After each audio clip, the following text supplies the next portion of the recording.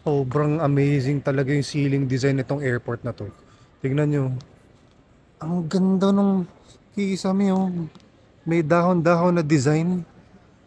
Tsaka, ang lawak nung span nung column to column. Tingnan nyo. Oh, ayun yung column oh. Tapos alam mo kung saan yung kabilang column. Ayun oh. Ha? Ilang meters yan? What the hell? Ang ganda oh. Ang ganda ng ceiling design. At ayun yung ano, sprinkler na AI oh. Hindi ko alam kung kita dito. Ang layo nung span eh.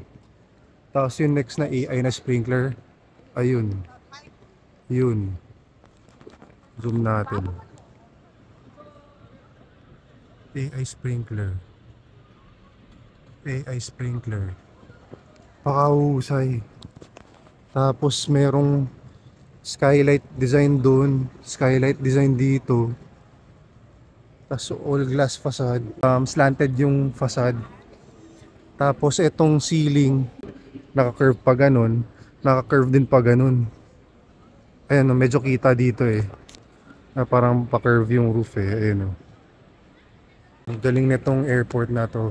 Dito yan sa Tianfu International Airport dito sa Chengdu.